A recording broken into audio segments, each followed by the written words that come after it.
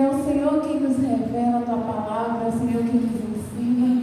O nosso mestre é o Senhor, o nosso professor, o nosso ajudador, o nosso conselheiro. Tu és, Senhor, quem está aqui e quem nos ensina, que ministra aos nossos corações, é o único que pode falar aos nossos corações. Ainda que o inimigo tente, ele não consegue ir no mais profundo, ele não consegue ir lá no mais profundo do nosso ser.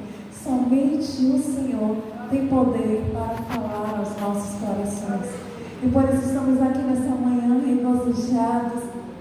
Estamos aqui, Senhor, agraciados, nós estamos agradecidos, porque o Senhor se faz presente aqui, porque o Senhor veio nos ensinar, porque o Senhor veio nos abraçar, veio nos aconselhar, veio, meu Deus, nos exortar, veio chamar nossa atenção mais uma vez, veio nos mostrar o quão grande é o amor do Senhor pelas nossas vidas e que só existe esse caminho que estamos trilhando, o único caminho, o Senhor Jesus, o único, que nos levará de volta para casa.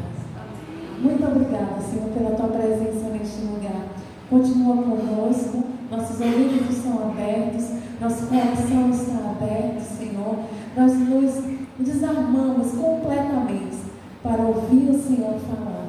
Em nome de Jesus, continua guardando a nossa casa, a nossa família, a nossa parentela, o que o Senhor nos entregou para cuidar, negócios, estudos, Senhor, casas, meu Deus, tudo que o Senhor nos entregou para cuidar nessa terra, continua guardando, continua sendo o muro que cerca, em nome de Jesus, porque nós só queremos o Senhor, não nos preocupamos, porque o Senhor está conosco. Em nome de Jesus nós oramos. Amém. Amém. Amém. Amém. Glória a Deus. E eu nervosinho, tanto tempo sem estar aqui. Eu vou confessar, ontem me deu dor de barriga, eu fiz um outro dor de barriga, e oxi. Ai, glória a Deus.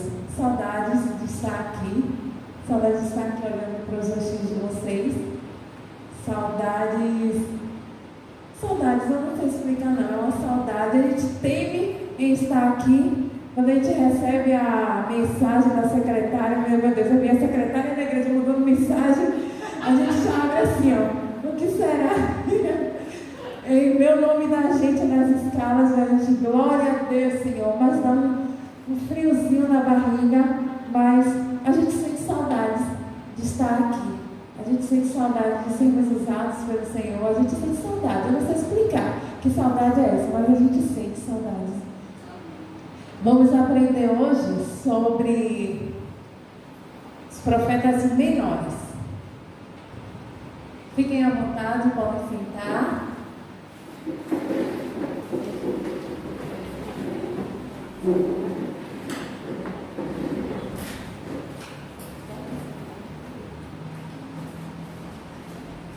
Profetas menores. Existe um questionamento, acho que na mente de todo mundo. Por que profeta maior, por que profeta menor? Eu acredito que já foi ministrado, já foi falado aqui o porquê, né, dessa diferença, por que são maiores, outros menores. Estudando, eu vi algumas explicações. Umas acabaram caindo por terra por causa do que a gente vai estudando na própria Bíblia. Eu peguei como exemplo o que o nosso pastor Edmilson falou. Quer conhecer sobre a Bíblia, quer aprender sobre a Bíblia, busque na própria Bíblia. E aí, eu sempre me lembro disso. Aí eu ouvi algumas coisas que para mim faziam sentido. Né? Eu ouvi dizer que a diferença entre profetas maiores e profetas menores é os capítulos, né? Os capítulos dos livros. Mas na própria Bíblia, a gente observando, a gente vê que não é por conta disso. Não é por conta da quantidade de capítulos que tem nos livros, mas o tempo em que eles estiveram atuando como profetas. Consequentemente, se o tempo foi menor, sua escrita foi menor. Então é por conta da escrita, não a quantidade de livros. Porque existem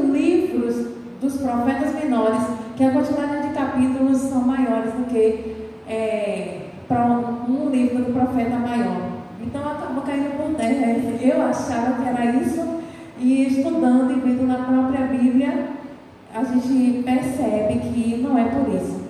Mas o tempo em que ele esteve atuando como profeta do Senhor, então, como foram pouco tempo, foi pouco tempo, a escrita é menos. Entendido até então? Sim. Me ajudem, eu não sou professora. O tamanho não era, eu não sei dizer, porque a Bíblia não fala a estatura deles, né? Eu também sei que não é por diferença de unção, isso também sei, porque os menores também cheios de Deus. Vamos ver, se a gente for ver Joel, exatamente, cheios de Deus. Então, eu coloquei aqui, a princípio, uma linha do tempo, né? Uma linha do tempo que vai nos mostrar os tempos, né? Aqui nós temos aqui o ano zero, né? Aqui foi o ano em que, alguém sabe? Por que ano zero? O ano em que Jesus nasceu.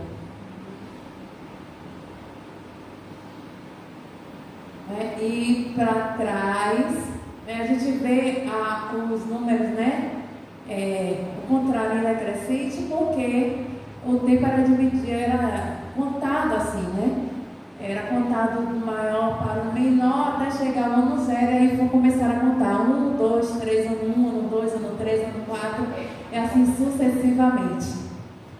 E nós vamos ver onde estava, né? Aonde atuou cada profeta menor na Bíblia. Vamos ver o seu tempo aqui nessa linha do tempo. Nós sabemos que antes, né, dos profetas atuarem, havia um reino, né? Havia um reinado. Houve o reinado de Saul, depois houve o reinado de Davi, depois o reinado de Salomão. Após o reinado de Salomão, o reino de Israel ele foi dividido. Aqui está RN, que é Reino do Norte, RS, Reino do Sul. Isso foi depois que Salomão morreu. O filho de Salomão tomou posse do reinado, né? Foi constituído o rei, e ele acabou dividindo o reinado anteriormente de Salomão. Eu estou contando agora, viu, gente? Cantar é muito mais difícil, não é muito mais fácil. Então foi dividido. Aqui nós temos, no Reino do Norte, nós temos 10 tribos. 10 tribos. E no Reino do Sul ficaram 2 tribos. Deixa eu lembrar o nome do filho de Jeroboão. Obrigada. Jeroboão foi quem tomou, né, quem se constituiu, foi constituído no rei e acabou dividindo os reinos. E por que houve essa divisão, né? Por que 10 tribos ficaram aqui no Reino do Norte? Por que 2 tribos ficaram no Reino do Sul? O que foi que ele fez, né? O que foi que ele fez para que houvesse essa divisão, né? A gente estudando, não vai dar para falar minuciosamente tudo o que aconteceu. Eu vou tentar resumir, né? Nós sabemos que ele não foi como os reis anteriores, né? Ele foi um rei que acabou desvirtuando, acabou, como é que fala, gente? Glória a Deus, desviando Israel. Jeroboão, ele acabou desviando Israel. Então ele ficava aqui no Reino do Norte e ele construiu, né, mandou que fizesse bezerros de ouro, né, colocou nas cidades bezerros de ouro, constituiu sacerdotes segundo a sua própria vontade. Ele escolheu os sacerdotes. Ele não tinha mais aquele cuidado que Davi tinha de consultar ao Senhor, de buscar ao Senhor, né? Havia os sacerdotes naquela época que o Senhor havia levantado. No reino de Jeroboão, ele mesmo levantou sacerdotes. ele simpatizava com alguém, então vou levantar você, vai ser o sacerdote do meu reino. Consequentemente, por não ser sacerdotes escolhidos pelo Senhor, toda a palavra que era dirigida a ele, todo o comando não vinha do Senhor. Então, se não vem do Senhor, a gente sabe que é laço, a gente tem que chuta que é laço. Então, ele acabou desviando Israel. Por quê? Começaram a idolatrar, começaram a adorar imagens, começaram a fazer tudo aquilo que o Senhor abominava, tudo aquilo que o Senhor não queria. Começaram a se prostituir, começaram a se dar a outros povos, né, se juntando com outros povos. Tudo que o Senhor disse não. Eu trago a memória, quando eu estou estudando, né, vendo o que o povo de Israel fez, como é que foi o seu comportamento, e eu trago, né, ao nosso tempo, a nossa vivência agora, o Senhor como pais e Israel como filhos. Então, de vez em quando a gente para e diz a uma criança, não mexa ali, a criança meio que aceita que criança é inocente. E ela acha bonitinho, é tão bonito, esse vidro brilha tanto que eu quero pegar, eu quero ver como é. Né? Se o meu pai, é tão bonito meu pai beber numa taça, por que eu tenho que beber num copo de plástico ou de acrílico? Eu quero de vidro, eu quero bonito também. Então, eu sempre atrelo assim, gente, essa é meu raciocínio quando eu estou lendo a Bíblia. Eu trago para o meu tempo, eu trago para... E aí o Senhor vai ministrando. Eu digo assim, poxa, por que a criança, né? A gente diz assim, não faça isso, a criança vai e faz. E quando vai crescendo, né, a gente vai ter que estar medindo esse comportamento, ensinando, dizendo, olha, quando a mamãe e papai disser não, é porque não pode fazer. Porque se você fizer, alguma coisa de ruim vai acontecer com você. Se esse vidro quebrar, você vai acabar se cortando. Se você mexer em eletricidade, você vai acabar tomando choque, vai acabar se queimando, ou pode até morrer. E a gente vai explicando, a criança vai crescendo, vai tendo noção do que pode e do que não pode. Aí eu lembro de Israel, o Senhor dizendo não e Israel fazendo, dizendo a Jeroboão não, porque não façais esculturas, não adore a imagem. Jeroboão vai e faz. Ele não sabia que não podia, mas ainda assim ele fez. A gente já ouviu o ditado popular, né? Que é conhecer o homem de poder a ele. Então ele tinha tanto poder na mão que achou no direito de estar acima do Senhor, escolher os sacerdotes do Senhor para que pudessem ministrar ao povo. Né? E o Senhor não trabalha dessa forma. Nosso Deus, Ele é reto, Ele é justo, Ele é fiel à sua palavra, né? Ele não vai negar a si mesmo. Se Ele diz que não pode adorar a imagem, não pode mesmo, porque não existe outro Deus. Ele é o único Deus. Amém? Então, o povo foi desviado por causa desse mau comportamento, essa má escolha de Jeroboão. O reino seguiu unido até o ano 930, foi quando Salomão, né, morreu. E eu coloquei aqui 930, que começa em 900, eu puxei para o tracilhado. 930 foi quando o reino foi dividido. E quando esse reino foi dividido, quando começaram essas atitudes, né, o Senhor começou a então levantar profetas para falar por intermédio dele, porque ele havia escolhido profetas segundo a vontade dele, que não falavam aquilo que Deus queria. Então Deus levantou profetas começou a levantar profetas nesse tempo, para poder, os profetas menores, eles começaram a atuar nesse tempo, até o ano 400 antes de Cristo. Aqui é antes de Cristo e aqui depois de Cristo.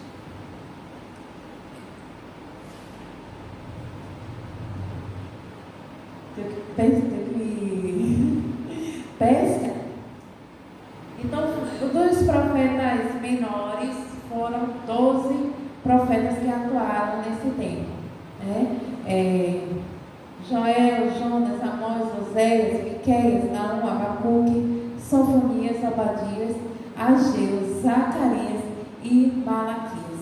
eu falei a ordem de ano em que eles começaram a atuar. Essa é a ordem em que eles começaram a atuar. Na Bíblia está uma ordem diferente. Na Bíblia começa com Oséias, profeta menor. O profeta menor Oséias está antes de Joel, antes de Jonas, mas na realidade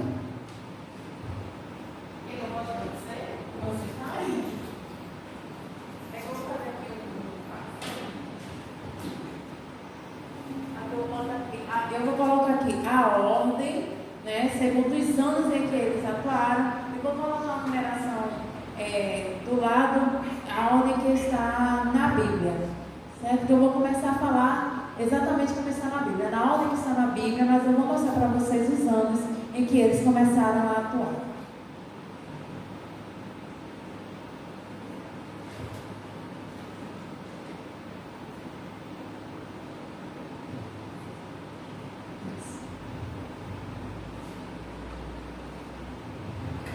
Nós temos aqui, como a pastora está me ajudando, que auxilia a festa. Joel, ele foi o primeiro a atuar. Joel, ele atuou mais ou menos aqui, no ano 830. Né? Jonas está aqui. 785, nós temos o profeta Jonas, o profeta Amós, ele está um pouco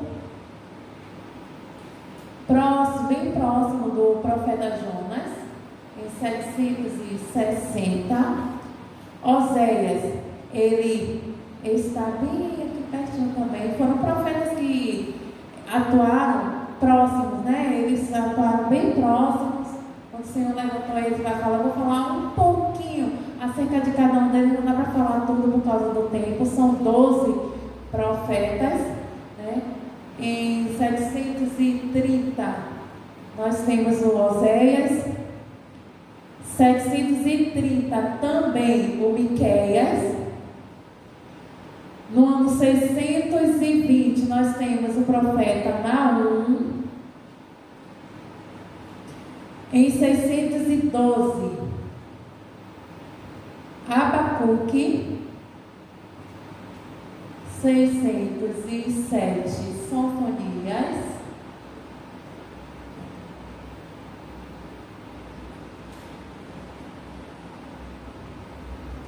586 nós temos Obadias. 520 Ageu.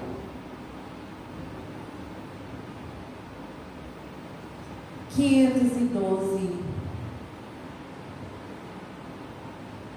Zacarias.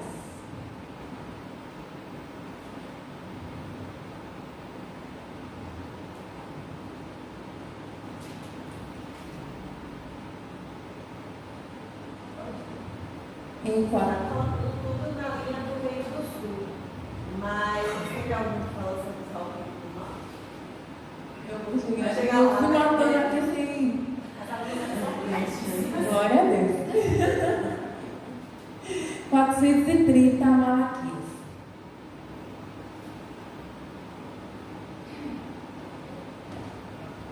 Obrigada, minha pastora. Não tem que passar barulho. Poxa. Meu tá congelado, eu não posso comer. Ó, que legal. Só depois do mar do tabernáculo, da capa de Jesus. Essa ordem que a pastora colocou, essa é a ordem cronológica da atuação de cada profeta. Mas a gente vai começar a falar acerca de Oséias, que é o primeiro profeta menor que está na Bíblia.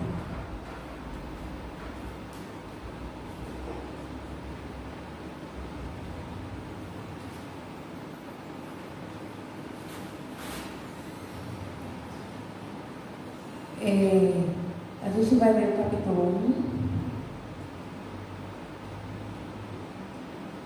Eu vou ler para ficar mais rápido, tá, gente? Para a palavra do Senhor que foi dirigida a Oséias, filho de Beeri, nos dias de Uzias, Jotão, Acás, Ezequias, rei de Judá, e nos dias de Jeroboão, filho de Joás, rei de Israel.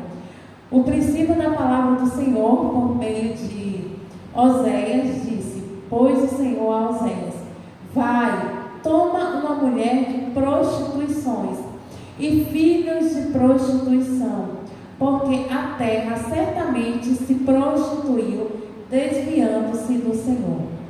Foi, pois, e tomou a Gomer, filha de Diblaim, e ela concebeu e deu-lhe um filho. E disse-lhe o Senhor: Põe o nome de Jezreel, porque daqui a pouco visitarei o sangue de Jezreel sobre a casa de Jeú, e farei cessar o reino da casa de Israel. E naquele dia quebrarei o arco de Israel no vale de Jezreel.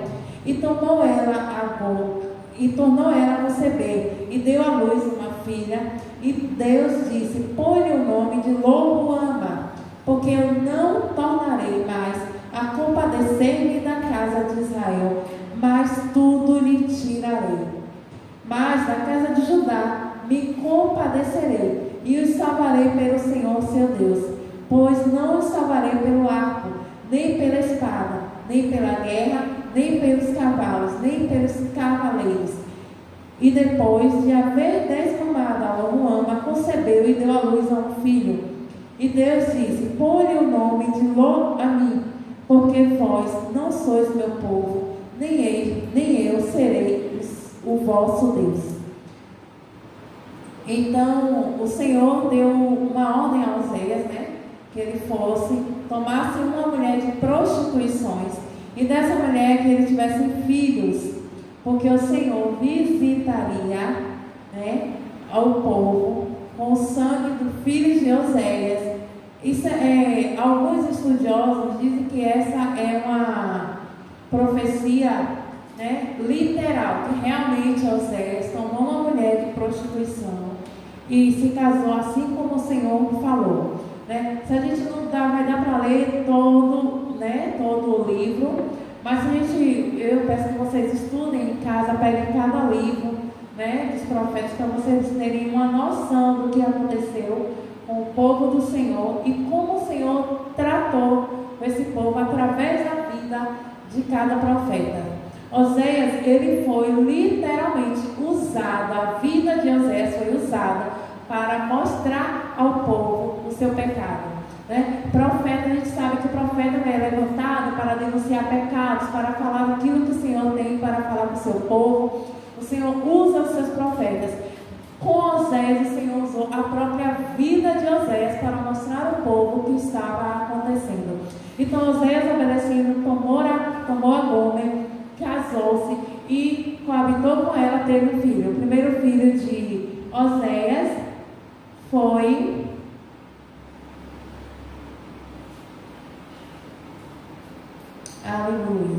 Jezreel. O primeiro filho de Oséias foi Jezreel.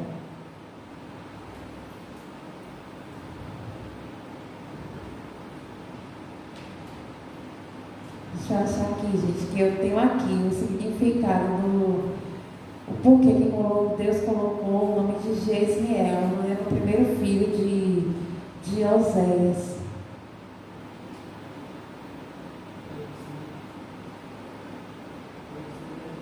Como?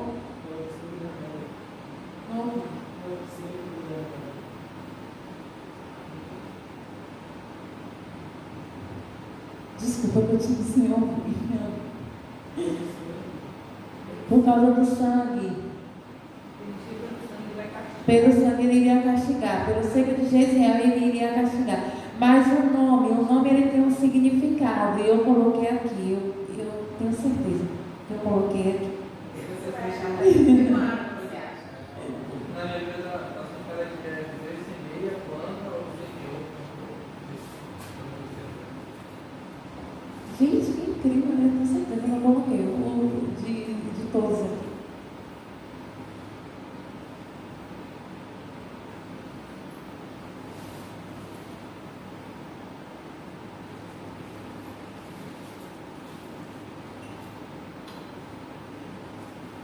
Glória a Deus. Achei. Glória a Deus. Primeiro Oséias, eu bebi água, né? Eu sei que tem profeta aqui.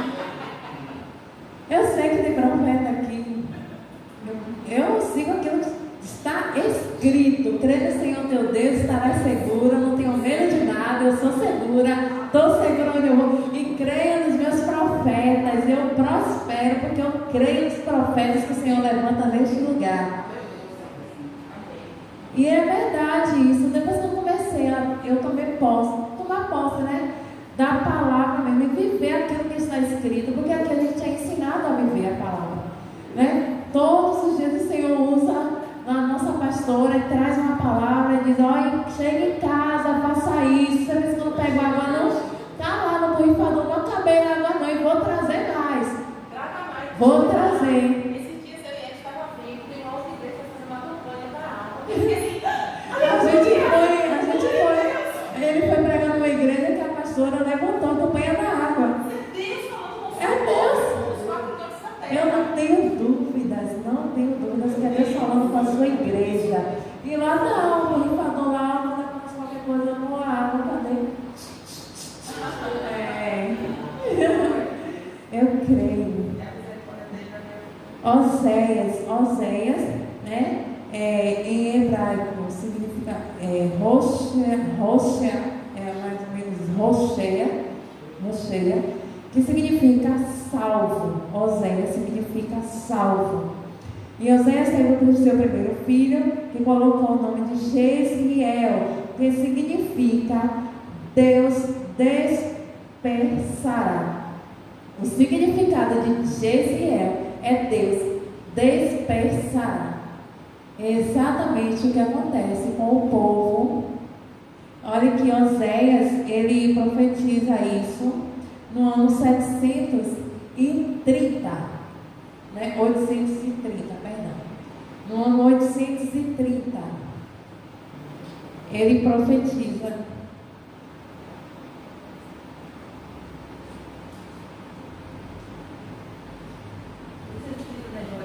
Perdão, 730. 730.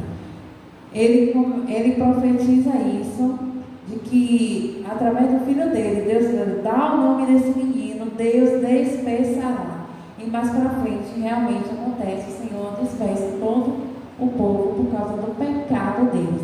A segunda filha de Oséias, o Senhor manda colocar o nome de Loruana, que significa não misericórdia. O Senhor dizendo: não, avisa ao povo que eu não terei mais misericórdia. Avisa ao povo que eu não terei misericórdia. Primeiro ele avisa que vai dispersar, depois ele avisa através da segunda filha: não misericórdia, eu não vou ter misericórdia do que vai acontecer. Dá para entender o quanto é sério a gente ter o cuidado de estudar a palavra para não fazer aquilo que o Senhor não quer, porque assim como o Senhor abençoa aqueles que seguem retamente, que é fiel a Ele, que vive segundo a sua palavra, que tem o seu coração voltado para o Senhor, ama Ele acima de tudo, vive por Ele e para Ele, né? Ouve os comandos dos profetas, mas vai na Bíblia, vai ali na intimidade com Deus, o Senhor vai testificando, vai confirmando, o Espírito Santo vai dizendo: não é para pegar água assim, é para fazer sim, porque nós sabemos também que existem pessoas que dizem: eis que eu te digo, e o Senhor não está fazendo nada, o Senhor não está falando nada, o Senhor não está mandando nada. E a importância da gente estar buscando o Senhor, estar ali firme no Senhor, é que quando um profeta se levanta, no nosso espírito, no nosso interior, testifica. Porque o Deus que está falando com o profeta habita dentro de nós. É Ele dizendo: olha, sou eu falando sim com você. É para fazer sim. Então essa é a importância que nós estávamos buscando. Eles estavam desviados. Eles estavam longe da presença. Eles estavam longe da vontade de Deus. Mas o Senhor, ainda assim com misericórdia, estava avisando: olha, está acontecendo, vocês estão fazendo isso, vocês estão adorando imagens, vocês estão fazendo Os profetas estavam avisando, estavam falando e eles não queriam ouvir. Então o Senhor, como não pode negar a si mesmo, Ele é um Deus justo, Ele avisou. Avisa ao povo que eu não vou ter misericórdia. E o nome do terceiro filho de Oséias é Lo-Ami, que significa não meu povo. Não meu povo. Imagine, Lo-Ami. Deixa eu escrever aqui. Lo-Ruanda. Vou escrever aqui.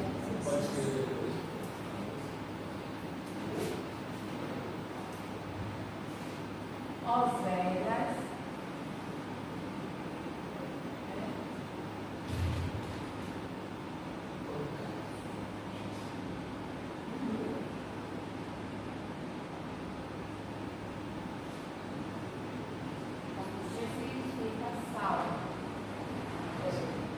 Oséias, né, em hebraico, Hoshea, que significa salvo. Dá para ver todos? O primeiro filho de Oséias,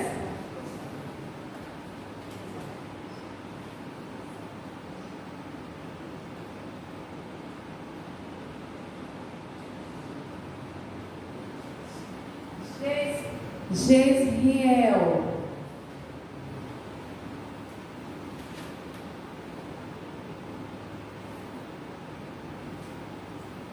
Glória a Deus. Nós somos. Deus despertará.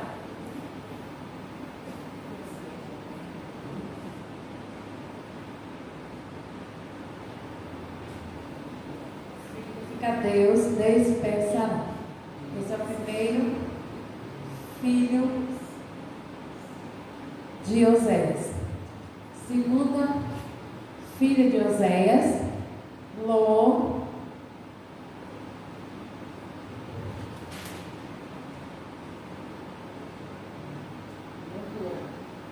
Estou vendo se é Ruanda ou Ruanda. Ruanda.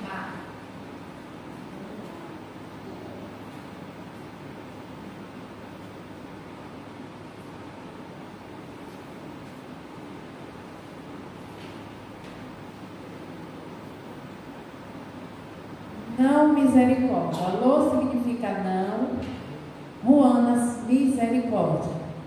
E o nome do terceiro filho de Oséias,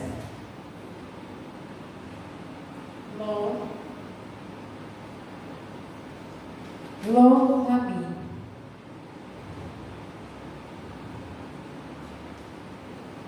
Não é H não, é A.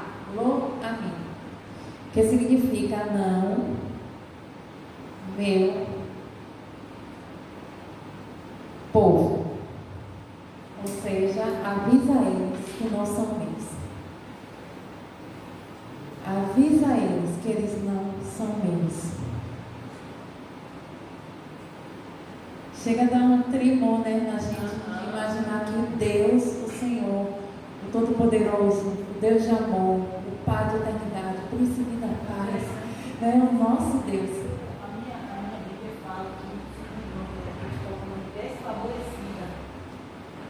Lo-Ruanda, desfavorecida. Não misericórdia, aquela que não misericórdia, sem favor, né? Sem a misericórdia, sem o favor do Senhor, sem a misericórdia dele. Ele não recebeu nenhuma compaixão. Isso, tem exatamente no estudo que eu fiz, ele falou, eu não terei compaixão. Eu não terei compaixão de vocês. Eu não terei compaixão. A favorecer a casa de Israel. Para lhe perdoar. E misericórdia é favor e merecer. Mesmo sem merecer, o Senhor nos dá. Mas aí Ele não vai dar. Ele não vai dar. ouvir isso de alguém já é difícil. Imagina ouvir o próprio Deus. Então o Senhor, Ele fez isso, né? E depois, no capítulo 2, ele olha o que o Senhor faz. Dizei a vossas irmãs, a mim, e a vossas irmãs Ruana, contendei com vossa mãe, contendei, porque ela não é minha mulher, e eu não sou seu marido. E desvie ela as suas prostituições da sua vista, e os seus adultérios de entre os seus seios, para que eu não a despoje, ficando ela nua, e a ponha como no dia em que nasceu, e a faça como um deserto, e a torne como uma terra seca, e a mate a sede. E não me compadeça de seus filhos, porque são filhos de prostituições. Em alguns estudos, o Senhor fala assim, vai buscar uma mulher de prostituição, né?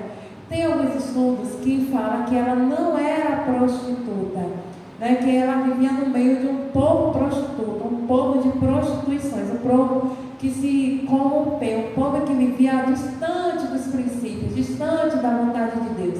Ela era desse povo. Então o Senhor disse, vai lá e busca uma mulher de prostituições. A Bíblia não declara, pega uma mulher prostituta. Mas durante o seu casamento, ela começa a agir de maneira como se fosse uma prostituta. Tem uma parte da Bíblia que fala assim, ela fala, vou buscar os meus amantes. Em que ela declara, vou buscar os meus amantes. E depois Oséias tem que ir buscar ela onde ela está e acaba pagando para que ela retorne para casa. Então, o que a gente vê, né? Esse é o sentido literal, que Oséias vê exatamente isso. No sentido, né, escatológico, no sentido profético, Deus dando recado ao seu povo, dando recado, vocês estão se prostituindo, vocês estão no meio do povo que se prostitui, vocês estão fazendo a mesma coisa que eles fazem, não foi isso que eu mandei vocês fazerem, não foi essa a ordem, eu não mandei levantar profetas, eu não mandei levantar sacerdotes, eu não mandei construir bezerros para adoração, vocês não precisavam de bezerro para adoração, vocês estão se prostituindo, vocês estão saindo dos princípios, saindo de perto de mim, saindo da minha proteção para viver segundo as suas próprias vontades. Então o Senhor estava dando esse alerta para esse povo. Então, e ele usou a vida do próprio Oséias para declarar ao povo que eu não vou ter misericórdia. Se vocês não voltarem, eu não vou ter misericórdia. Se vocês não se arrependerem, eu não vou ter misericórdia. Se vocês não voltarem aos princípios, deixarem os bezerros de ouro, deixarem essa idolatria, deixarem, né, essa vida promíscua, essa vida de prostituição, eu não vou ter misericórdia. Então era isso que o Senhor estava falando com o povo. O segundo, né, profeta é Joel. Joel, ele atuou em 830. Ele foi usado por Deus em 830 no reino de Judá. Joel, que significa Jeová é Deus. Joel significa Jeová é Deus. Joel profetizou antes de Israel e Judá serem cativos. Ele profetiza sobre uma devastação que iria sobre Judá, que viria sobre Judá. Sobre os gafanhotos, cortador, migrador, devorador e destruidor. Joel foi usado para declarar essa profecia ao povo. Na profecia literal, os gafanhotos acabaram com a plantação de Judá. Joel foi levantado em 830 para profetizar, e ele profetizou antes do tempo em que o povo estaria cativo, seria cativo. Aqui tem o ano 722, que foi quando o reino do norte foi cativo pelos assírios.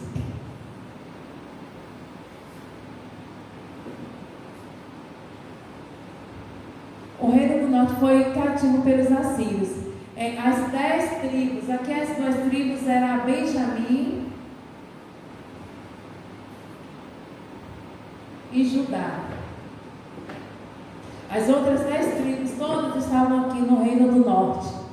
E eles, em 722, foram cativos pelos assírios. Olha que em 830, Joel profetizou sobre essa devastação que aconteceria, né? A devastação que aconteceria tanto no Reino do Norte quanto no Reino do Sul. Porque durante esse período aqui, eu vou marcar para vocês, o Reino do Sul também foi cativo, mas não pelos assírios, mas pela Babilônia.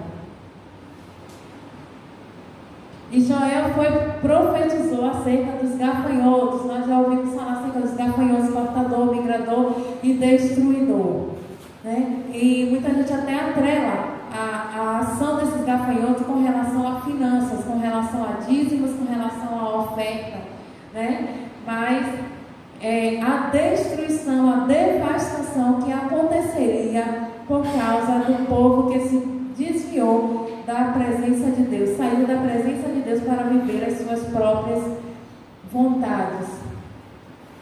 Ele profetizou sobre a nação, ele declarando que a nação iria passar sobre o povo e que os gafanhotos eles passariam pelo povo e efetuaria essa destruição.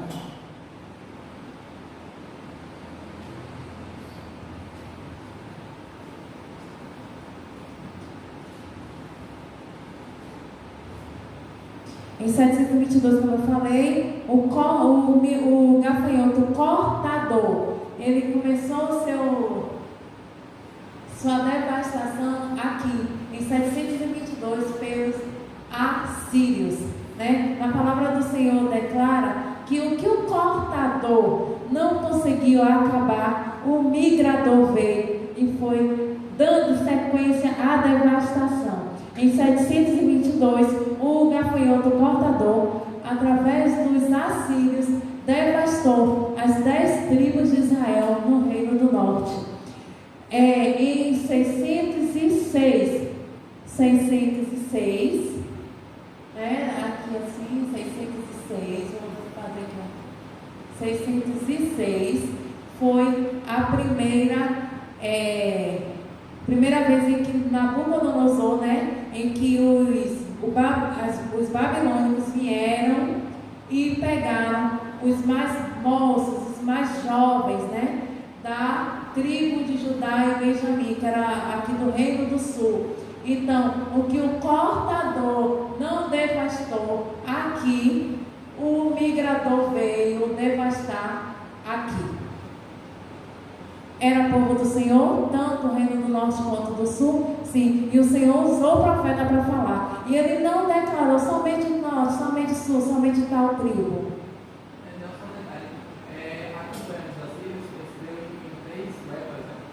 Então, aí já vai falar de 4 levas, né? Aí foram 3 campanhas contra os assírios, que eles vieram, foram 3 vezes assírios em períodos diferentes. E o final que veio a Babilônia para o Reino do Sul. Agora, depois teve 4 levas. Exatamente isso, mas aí está falando acerca da ação deles, do que um não pôde fazer, o outro veio devastando, veio fazendo. A profecia fala que o cortador não pôde destruir, o migrador veio e os assírios eles destruíram, eles vieram retirando o povo, tornando cativo, pegando aquilo que eles tinham, né? Tomando para si, mas deixou alguma coisa de Deus ainda havia ficado, porque Judá, o Senhor não deixou os assírios tocar. Então, o que o cortador não pôde fazer, o migrador veio fazer aqui em Judá. Mas por que ele conseguiu fazer? Porque assim como eles, Judá fez alguma coisa de errado, e é por isso que o Senhor tem falado conosco. Ele disse, como é que eu dou aula sem ministrar? Não tem como o Senhor está ministrando no meu coração. Judá se desviou, então o migrador teve autoridade, e a gente precisa entender e estudar acerca das autoridades espirituais Nós damos legalidade, tanto para Deus agir nas nossas vidas, como para o inimigo agir. Se Judá foi protegido contra os assírios, por que não conseguiu ser protegido contra os babilônicos? Contra a Babilônia. Então aqui o migrador deu sequência à ação de devastação daquilo que era de Deus. E a gente, quando o Senhor declarou, não, meu povo, estava dizendo, se vocês fizerem, continuarem, não serão mais meu povo, será povo dos assírios, porque eles vão tomar vocês. Se vocês continuarem, não terei mais misericórdia, porque não tem como eu que sou reto, eu que sou justo, estar fazendo contra a minha palavra, protegendo vocês, se vocês estão completamente longe da minha presença. Vocês não estão perto, vocês saíram de perto. Então, o cortador migrador começou a devastar o povo através dos babilônios. Em 606. Foi quando eles vieram levar os mais moços, né? Levaram Daniel, Asaías, Ananias, né? Quando levaram os mais moços, foi a primeira leva da Babilônia. Foi em 606 antes de Cristo. Também como o Senhor usava cada profeta para falar a mesma coisa para o seu povo, né? Independente do tempo, independente da época, era o mesmo Deus falando a mesma coisa para o seu povo. Se conserta, viva reta diante de mim e você viverá segundo a mim. Quando você fala, né, como que rica, né, essa aula, a gente tem conhecimento, mas tem minúcias, filigranas, como diz o bispo Átila, tem filigranas na Bíblia que a gente não desperta, né? E o povo de Judá foi levado cativo, porque também é raro. Mas dentro desse povo que errou, tinha um grupo que estava sendo fiel. Daí, Ananias, Arias, Daniel, né? E olhe como eles foram honrados dentro do povo babilônico, do povo inimigo, daquele que levou cativos. Quem foram eles dentro do reino babilônico, né? Quem foi Daniel? Quem foi os outros três? Como eles foram honrados e permaneceram fiéis até o fim. E isso acontece hoje? Acontece, né? Dentro de um grupo do povo de Deus, sofre, padece, tem uma situação que ocorre dentro desse povo, mas alguns permanecem fiéis. Alguns permanecem na brecha. Alguns, olha só, Esdras, né? Miqueias e Oséias também foram cativos, mas eles permaneceram fiéis.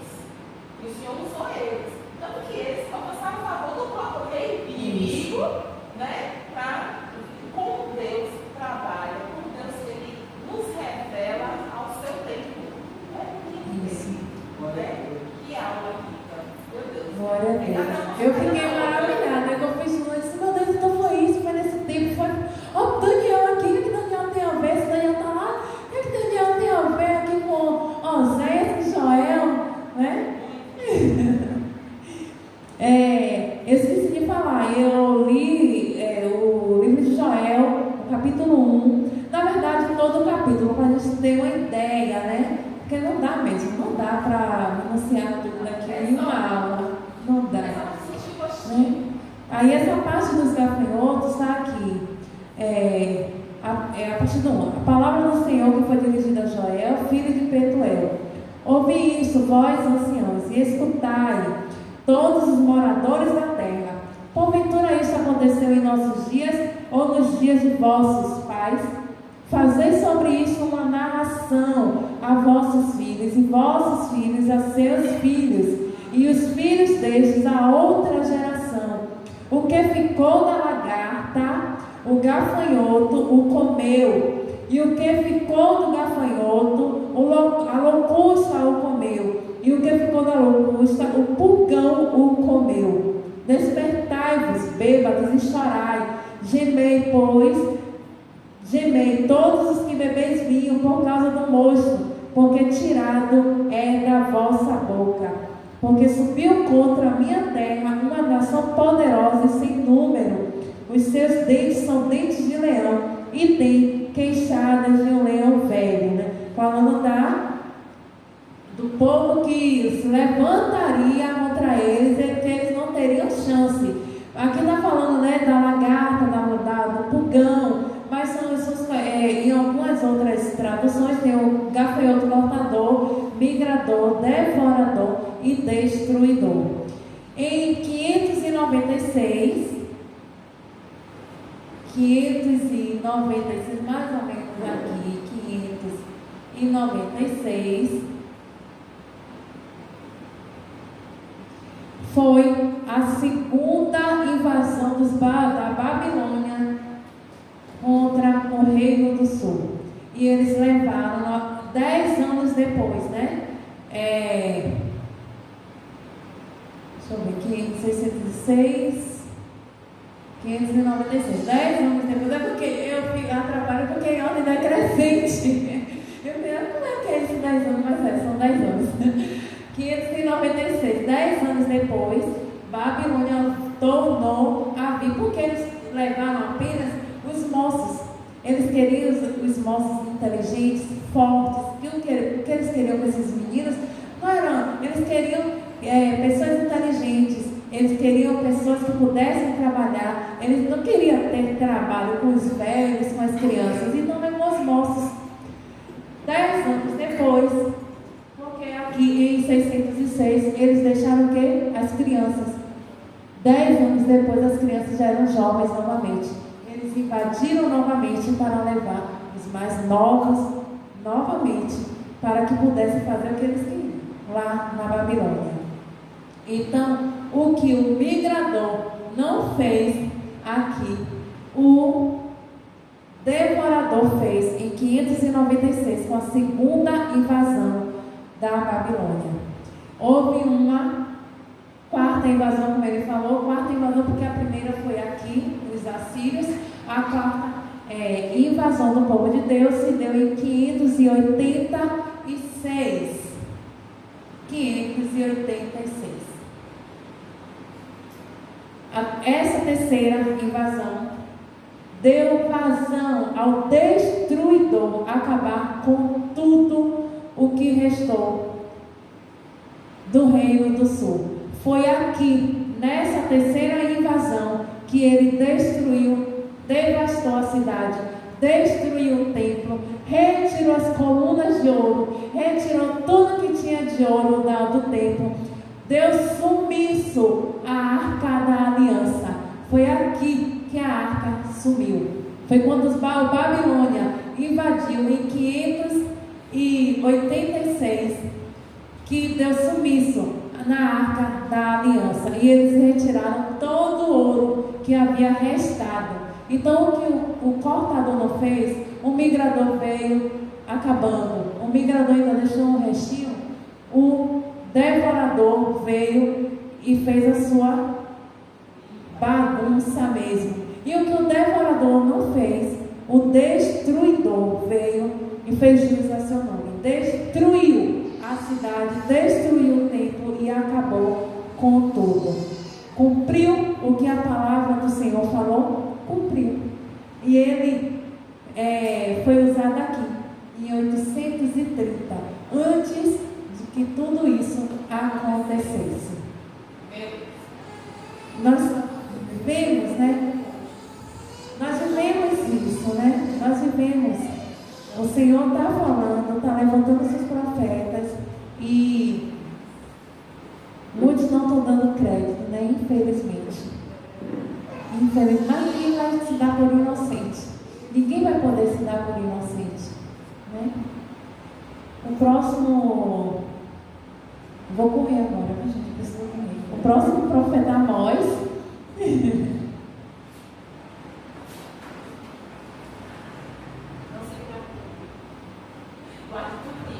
Gerar tempo e vamos ter essa casa cheia, você está tudo de novo. Amém. Amós ele foi usado por Deus em 706 a.C. e profetizou sobre Israel. Em 760, antes de Cristo, Amós ele foi usado e profetizou sobre Israel. Amós ele profetiza contra a idolatria e sacerdotes falsos em Dan e em Betel. Foram levantados sacerdotes falsos em Dan e também em Betel. Então Amós foi levantado por Deus para denunciar essa falsidade, denunciar essas mentiras, denunciar esse engano contra o povo do Senhor. Glória a Deus. A gente não vai dar para ler cada.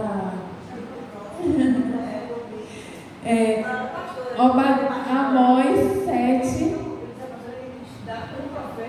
Por cada. Não dá.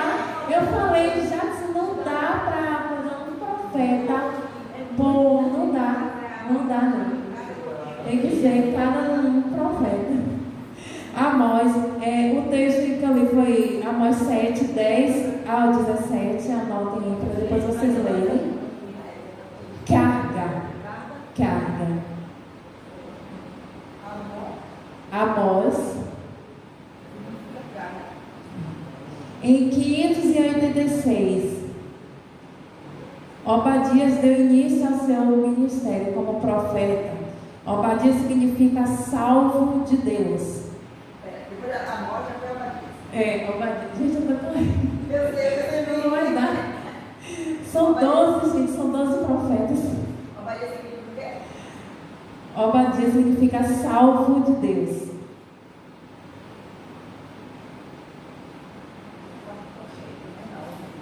Ele foi usado por Deus em 586 a.C. Ele profetizou para Edom, né? Eles fizeram festa quando Jerusalém foi destruída. Edom foi um povo que se alegrou, que fez festa.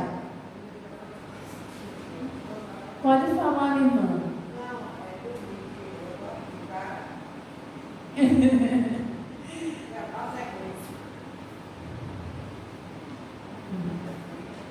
Edom foi um povo que fez festa quando Jerusalém foi destruída. Olha só onde a gente está. A gente está no livro de Obadias, Obadia profetizando. Mas de onde veio esse povo de Edom? Está lá em Gênesis 25, quando conta a história de Esaú, né?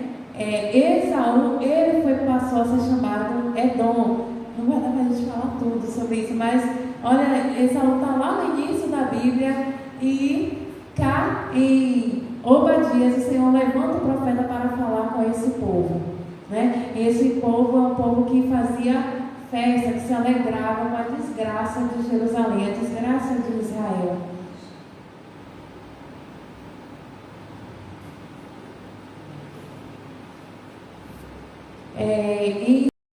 Para declarar, profetizar o povo, chamar o povo ao arrependimento. Jonas foi usado para profetizar em Nínive, a capital da Síria. A Nínive, ela era a capital da Síria. Esse é um povo que... Capital da Síria. Agora imagine, Deus levanta um profeta para profetizar contra aquele que... Semana passada a gente estava falando sobre o Jonas, né? Sim. E aí eu estava perguntando a igreja isso. Falou assim, será que você faria que Jonas, né? Porque Jonas obedeceu a Deus. Falou, não é que eu não vou obedecer a Deus. Eu falei, mas se você soubesse que Jonas estava profetizando para se arrepender, o povo que destruiu o povo dele. Então Deus estava tendo misericórdia da Síria que tinha destruído. Imagine, né, o amor de Deus. Ele teve misericórdia desse povo aqui, ó, que devastou, né? Devastou a Israel. Acabou, foi cruel, foi muito cruel. Agora imagine, Deus levanta e diz assim, Joselita, vai lá na Síria, dizer a eles para se arrependerem. Aí a Joselita vai se lembrar e diz assim, a gente ralou para comprar o terreno lá em São Gonçalo. A gente ralou para poder conter os fiéis da igreja. A gente ralou para interceder por Rui e Janine por causa dos adolescentes. E aí Deus vai e fala para a gente ir lá naquele povo que está chamando os adolescentes para a festa, que está dizendo que investigação da sala acabou, que está dizendo que não vai ter construção. Vai lá, Joselito, profetiza sobre eles. Vai lá, porque eu tenho misericórdia desse povo. Imagina, né?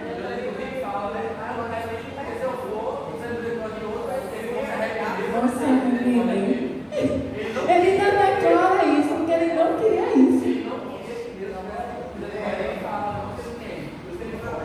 Porque não é fácil, né? É muito fácil falar, mas não vê na pele, né? Ele fala, gente, eu não nasci lá, mas eu tenho amor por essa terra.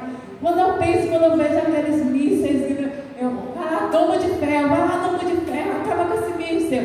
Ele não vai tocar nem no chão, né? A gente fica aqui intercedendo, não vai tocar, porque é cidade fortificada pelo Senhor, não é aquele muro que fortifica a cidade, é o Senhor que tem propósito com essa cidade.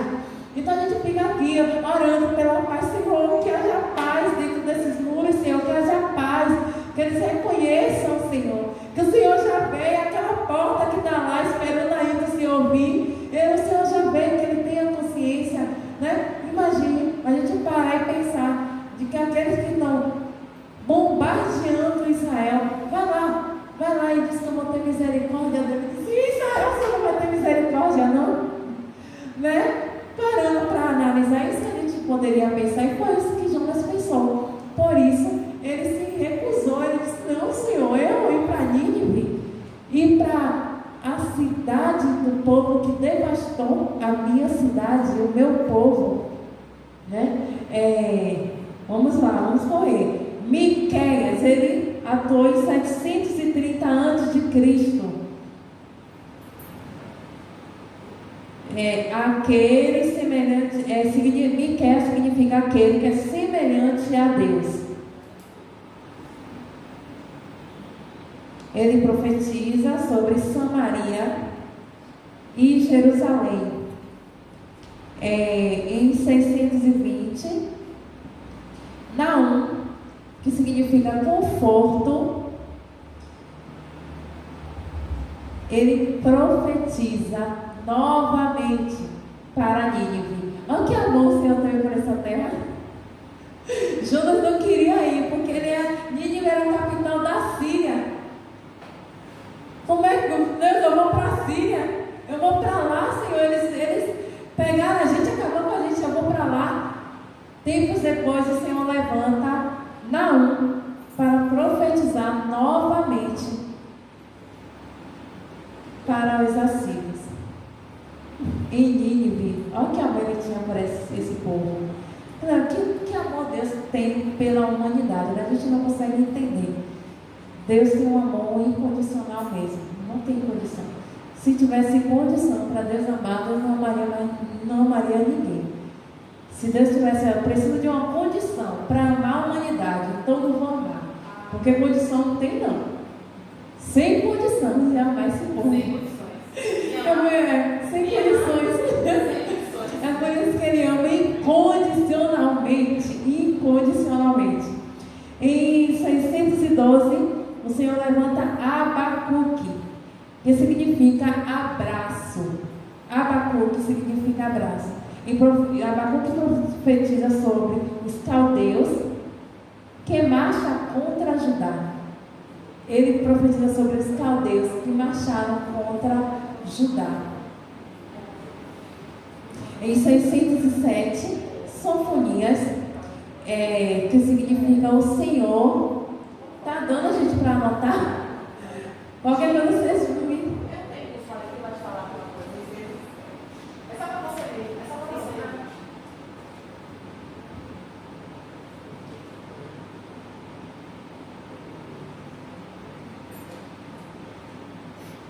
Amém. Eu acho que foi por isso que está menor os outros. Amém. Mas eu estou terminando aqui.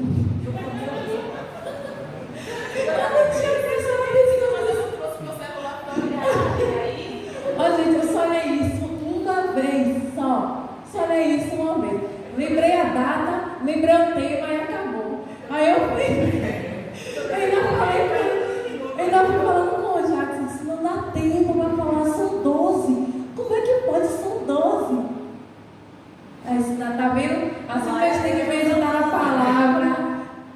na palavra, tem que ler direito o que manda para você. Aconteceu isso já comigo, eu mandei uma mensagem, ele só leu o início, não ouviu o final, e no final tinha O principal. Sofonias 607. O Senhor tem guardado. Sofonias. Ele profetiza sobre o grande dia do Senhor. Em 520, Ageu, que significa festivo, profetiza durante a construção do templo do Senhor. Foi usado para trazer de volta o zelo, o trabalho da construção do templo para adorar. Em Zacarias, que significa Deus se lembra. Zacarias teve visões acerca de Jerusalém e Israel. É uma profecia escatológica que vocês vão aprender na próxima aula. E por fim, nós temos Malaquias, que significa meu mensageiro. Ele fala sobre o povo deixar de honrar a Deus. Malaquias, que significa meu mensageiro. Ele fala sobre o povo deixar de honrar a Deus. Então, esses são os 12 profetas menores, né? Essa é a linha do tempo, o tempo que cada um atuou. E nos próximos capítulos vocês aprenderão minuciosamente sobre os 12 profetas.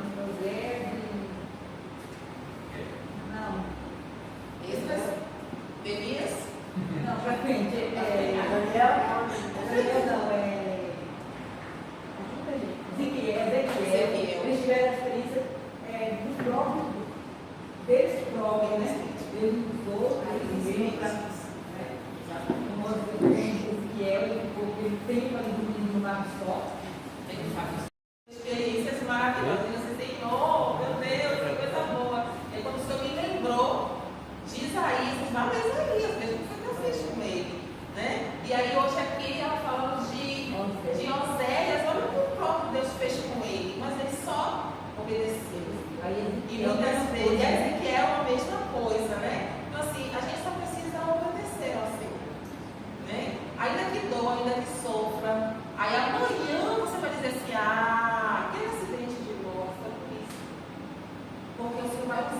aqui, agora. E aí o Senhor vai dizer assim, agora filho, fala aí, filho, ó, lembra daquele dia lá atrás? Agora. Ana, você lembra por que foi que você passou por isso? Entendeu? Por quê? Porque o Senhor precisa de, ó, acontecimentos. Diga, filho. Pastora, as nossas vidas, às vezes, é o único evangelho que pode ser pregado. Vai ser. Chegará um dia em que eu e você somos as cartas vivas, lidas por todos. A gente não poderá carregar mais a palavra. Você vai ter que estar com tudo isso guardado no seu coração para ministrar para outra pessoa. A igreja perseguida não é só lá na Índia, não. A igreja perseguida não é só lá na Coreia, não. Não se engane. Não se engane. Eu sou a igreja perseguida, você é a igreja perseguida, porque nós somos a igreja de Cristo na terra. Entende? Nós precisamos ter essa consciência de estudar a palavra enquanto a gente pode. Porque aqui Isaías diz: buscar o Senhor enquanto se pode achar. Buscar enquanto ele está perto. Ou seja, eu posso procurar e não posso achá-lo.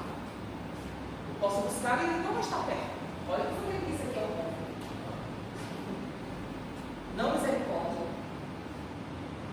O povo não estava longe de Deus. Nós temos que aproveitar esse momento hoje, porque amanhã ele pode voltar. E aí, ele vai achar a mim e a você na brecha? Ele vai achar ele. É isso que ele está esperando. Que a gente congregue, que a gente ore junto, unânime, em unanimidade, no Espírito só, um só corpo, um só coração, um só Espírito, um só Deus, um só Senhor. Amém.